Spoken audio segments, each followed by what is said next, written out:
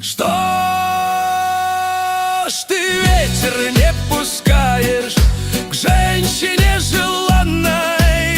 Ветер, ветер, гость ты мой незваный. Кабы видел ты ее, ты б ковром стелился.